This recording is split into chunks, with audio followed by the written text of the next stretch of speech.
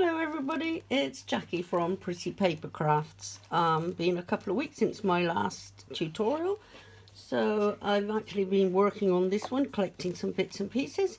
Anyway, this is what we are going to need, and this is what we are going to be making. It's an easel, birthday, Christmas card, whatever, but it's actually an easel one. It's put together like that, if you can sort of see it.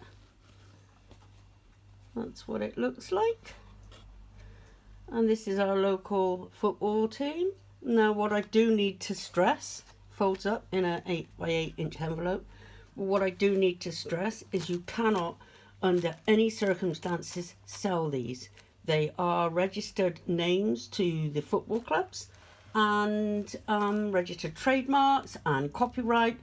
But if you're just making it for a family member, which is what I do, then that's fine. But these samples will actually be destroyed afterwards because I only know somebody that actually uses this one. But I don't know anybody that supports the other two clubs.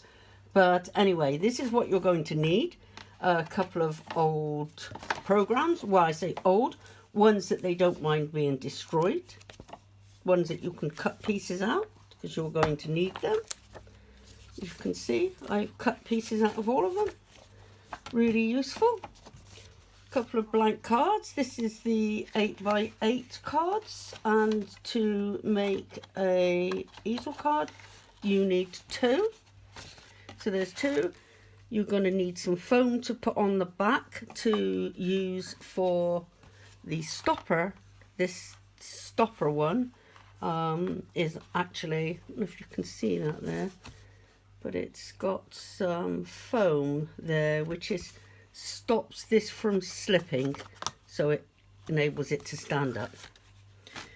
Anyway, we'll talk more of that when we get to it. So that's your foam. You need your letters and things. Now if you don't have anywhere that's got their name on it, this is really useful. But any sort of bunting, and you can write the letters on with a nice fancy pen. And you're going to need, I'll go through that in a minute. As I said, two cards.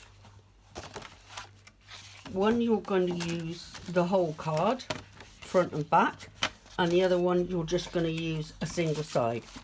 So let me just show you what you're going to be doing with that. Let's go through all this. Now this is the one that you cut. You need to put it on the fold of your card so it stays like that, and then the top piece you actually fold back in half.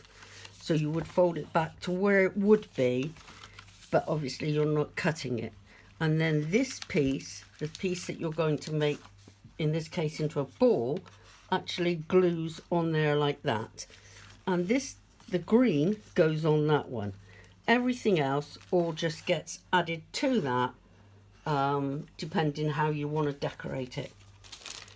So, oops, I used loads and loads of bling and cutouts, and I made 3 different club ones, but just use whatever you're using local. Somebody will have some programs, or you can buy some programs on eBay, wherever. You'll get some programs, second-hand shops. This is the ball. Now the ball piece goes on this flat piece that's going to go on the front.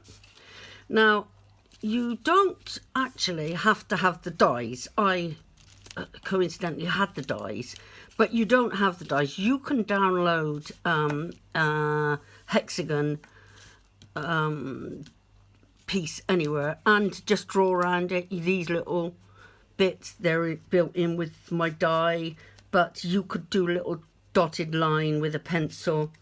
And then normally how I do it with a ball is I have a centerpiece which is one colour, and then these go around the centerpiece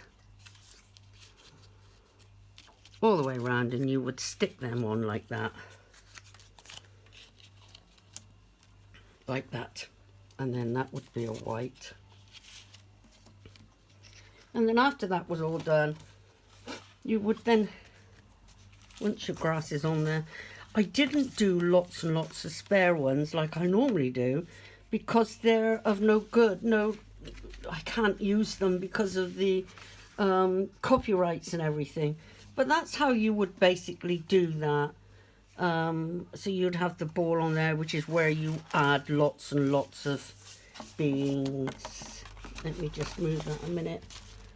The scarf, some of the club shops have the scarves and they have the picture on their websites. So if that's the case, that is perfect for a stopper.